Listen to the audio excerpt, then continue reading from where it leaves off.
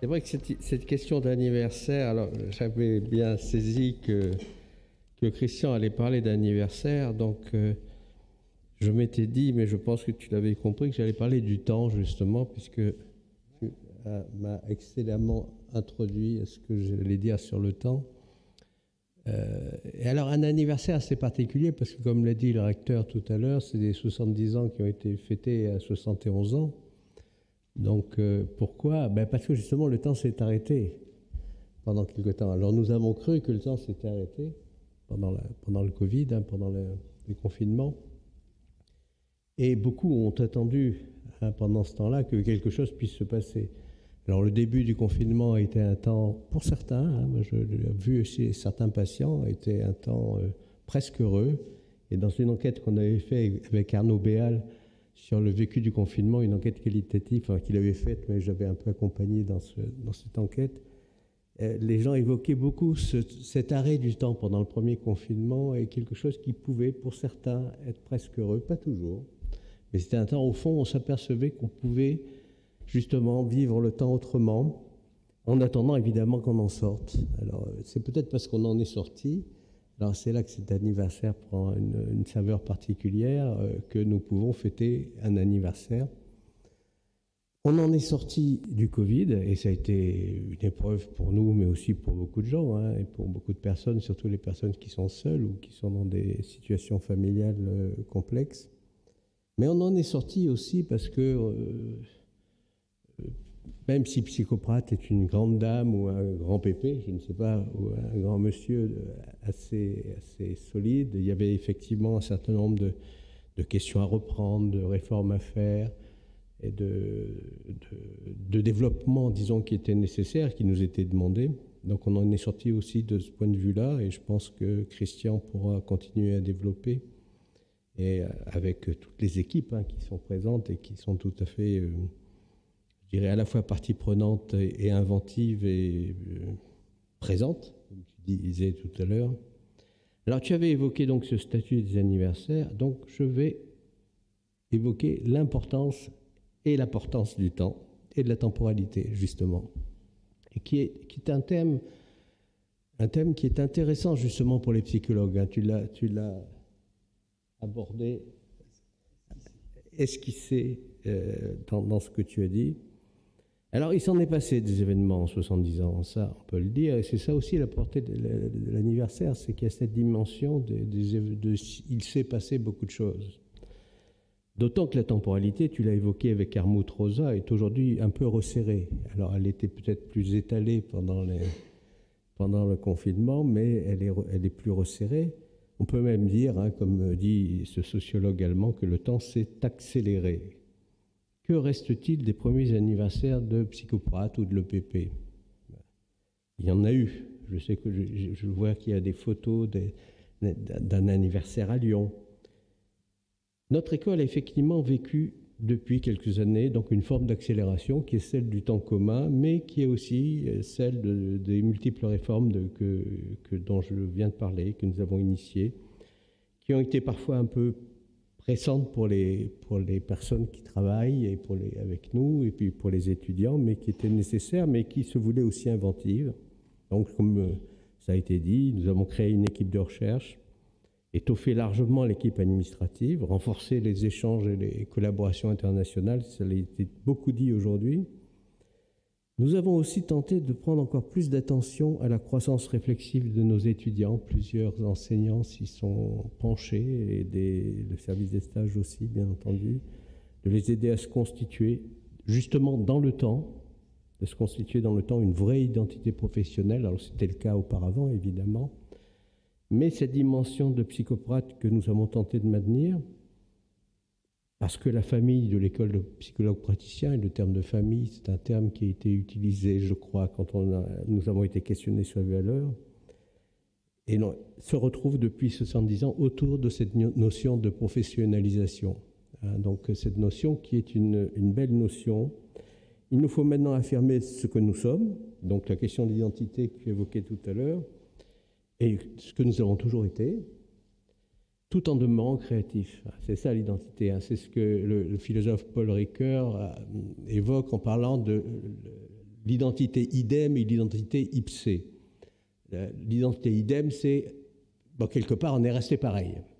Donc c'est quand même rassurant de se penser toujours le même, que c'est la même personne qui parle et qui était présente il y a quelques années ou quelques dizaines d'années. Et l'identité ipsée, l'ipséité, c'est la manière dont l'identité se transforme tout en étant quelque part elle-même, malgré tout, à travers les années. Et c'est peut-être aussi à travers ce type de questions que nous évoquons aussi dans les anniversaires, c'est-à-dire qu'on rencontre parfois des amis 10 ans après, 15 ans après ou 20 ans après, quand ils fêtent leurs 40 ans ou leurs 50 ans ou leurs 60 ans, on se dit, quelque part, évidemment, ils ont vieilli, évidemment, mais il y a quelque chose en eux qui n'a pas changé.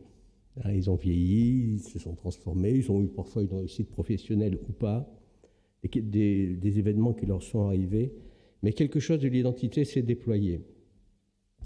Comment assumer, et il nous faut aussi sans doute, donc si nous souhaitons rester créatifs, prendre maintenant un peu plus de temps. Je crois qu'on a le temps, c'est peut-être accéléré, là peut-être que maintenant il faudra prendre un peu plus de temps. Comment assumer en effet l'élargissement des possibles et la capacité à rester dans la course, qui est quand même une nécessité aujourd'hui très présente, d'un côté, et aussi habiter d'une manière réflexive et mesurer l'espace de l'expérience d'un autre côté, qui est quand même l'apanage des psychologues. L'accélération vécue en notre époque entraîne en effet un sentiment de fébrilité, de saturation que Christian a évoqué. Elle génère parfois fatigue et dépression.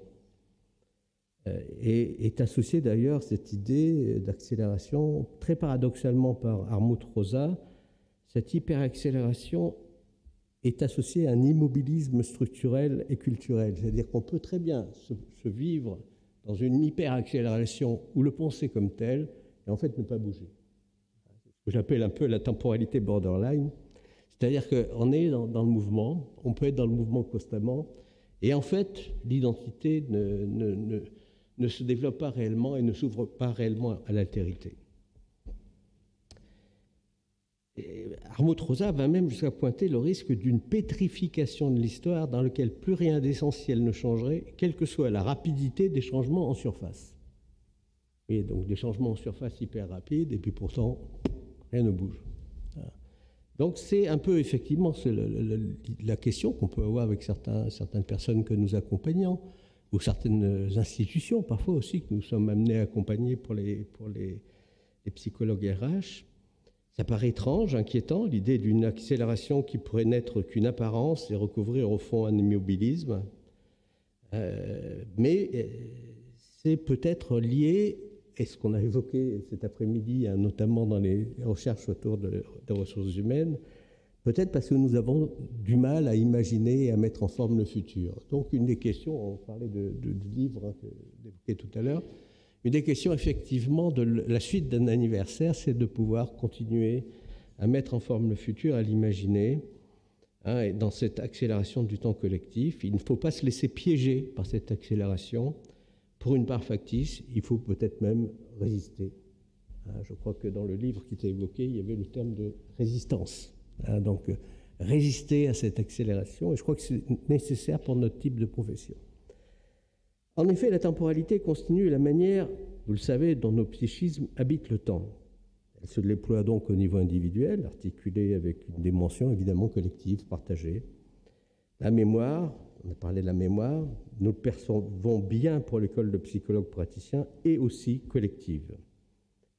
Elle détient des cadres individuels, mais aussi des cadres collectifs, et il y a un tressage très complexe entre les cadres individuels de la mémoire et sa texture collective, notamment narrative. On n'a pas arrêté aujourd'hui de se raconter, ou d'essayer de se raconter et d'essayer d'imaginer le futur. Perdre la mémoire, alors peut-être aussi effectivement cette épidémie de commémoration dans notre monde, c'est peut-être parce qu'on a des problèmes avec la mémoire. Et donc, perdre la mémoire, c'est être en incapacité de se raconter devant l'autre. Donc de pouvoir avoir une relation devant un autre et se raconter. C'est pourtant ce que nous avons tenté de faire aujourd'hui, tenir compte du passé, adopter une attitude narrative pour pouvoir se projeter, évidemment, dans l'avenir. Alors, ça paraît tout simple, mais l'articulation du subjectif et du culturel peut s'analyser aujourd'hui dans une perspective de défaillance du temps partagé. Le temps vécu, ça c'est quelque chose qui était très défendu pour ceux qui ont suivi les cours de psychologie existentielle. Le temps vécu, c'est un terme qui est très utilisé par les phénoménologues, hein, qui ont peut-être initié une part de psychologie existentielle, s'appuie sur les ressources personnelles, subjectives, narcissiques du sujet et sur sa manière de porter le temps. C'est ce que tu évoquais tout à l'heure. Pour habiter notre temps d'une manière vivante, nous devons continuer à garder justement cette posture réflexive que nous avons évoquée, de compréhension, et de rester surtout des sujets qui font des choix et portent jusqu'au bout la flèche de leurs désirs et de leurs décisions. C'est-à-dire que, quels que soient les outils que nous aurons, quelle que soit l'expérience que nous aurons, quelle que soit la manière dont nous aurons été préparés aux événements que nous allons vivre, je pense que nous n'échapperons pas à ces temps de décision qui sont des temps difficiles, aussi bien parfois dans les institutions que dans le temps individuel. Rosa, d'ailleurs, toujours le même sociologue, nous prévient du danger qui nous guette aujourd'hui. Privilégier les expériences immédiates. Ça, il peut m'arriver de dire aux uns ou aux autres, parfois à certains étudiants, de ne pas privilégier les expériences immédiates au détriment des expériences qui laissent une trace, qui sont connectées ou sont en relation pertinente avec notre identité et notre histoire. Mais pas une identité fermée et figée, mais une identité en mouvement.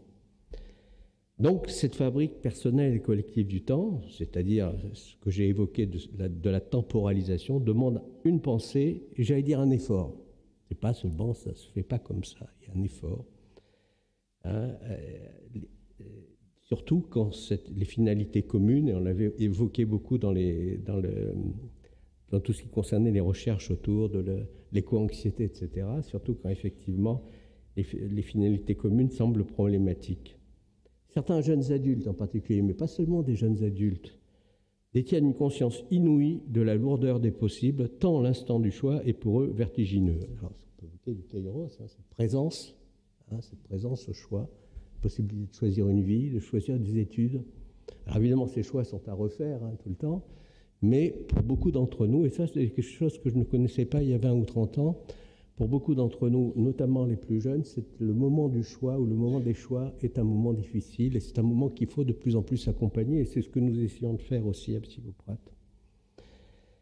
Donc le kairos, c'est le temps opportun. Alors c'était un demi-dieu, alors je vais reparler de mythologie, mais alors du côté des Grecs cette fois-ci, c'est un demi-dieu qui passait très vite en courant et qui avait une touffe de cheveux sur la tête.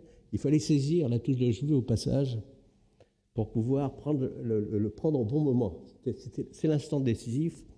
Bon, pour les métiers de psychologue, parfois, il y a un moment où on sent qu'il y a cet instant décisif, où il y a quelque chose qu'on peut dire ou qu'il y a à dire, et puis à d'autres moments, on se dit que ce n'est pas tout à fait à ce moment-là qu'il faut le faire.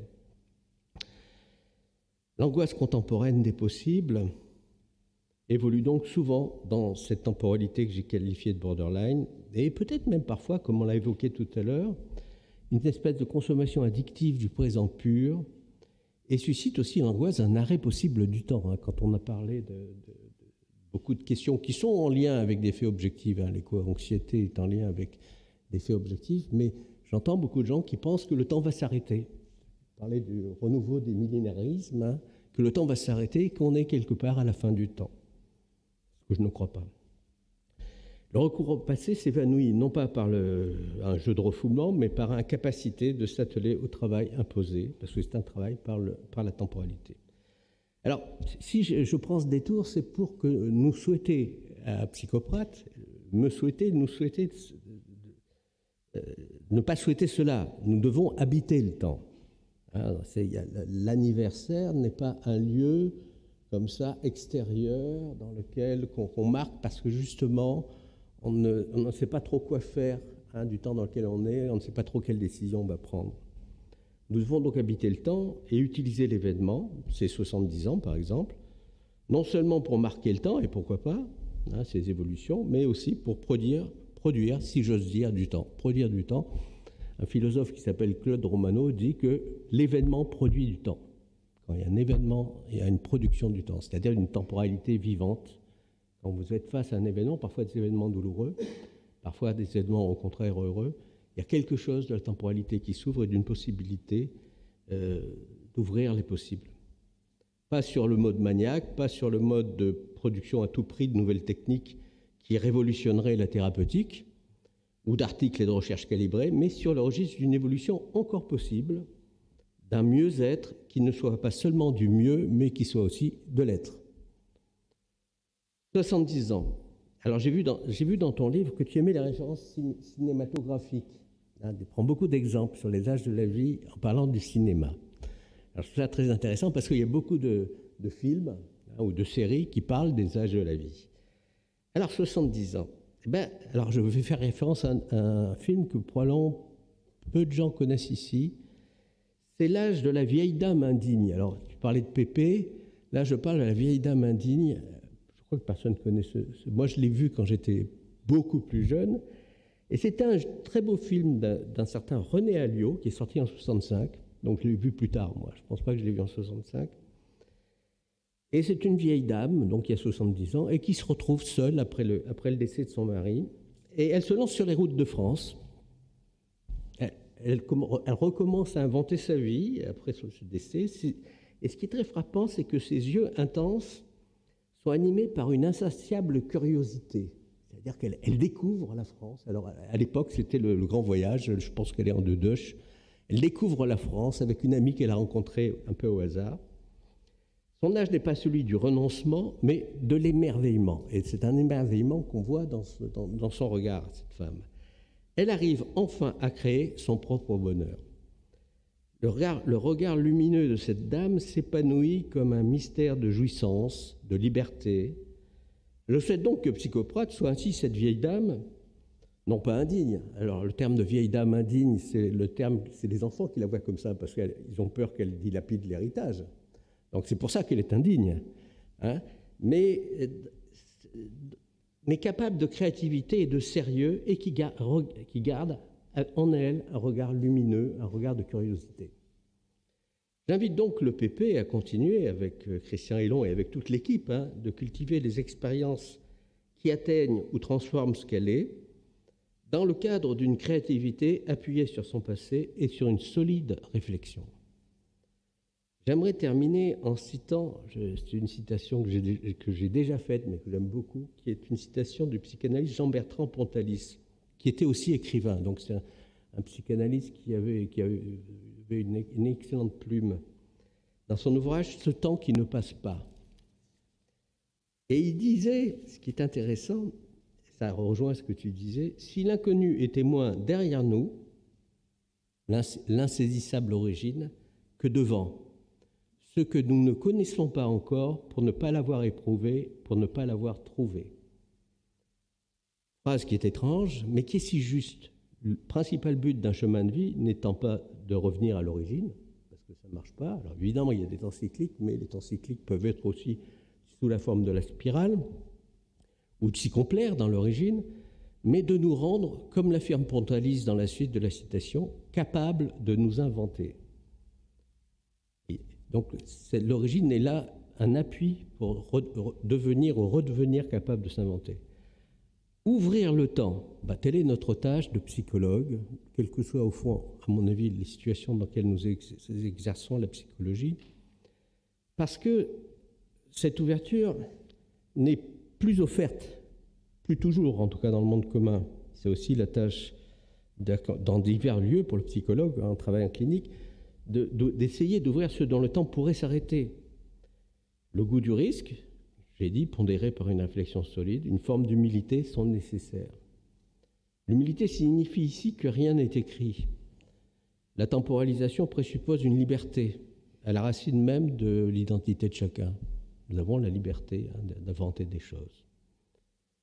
Habiter la dynamique temporelle de l'expérience subjective et collective, c'est aborder autrement l'idée que le sujet ne coïncide pas complètement avec lui-même, ce qui est très bien.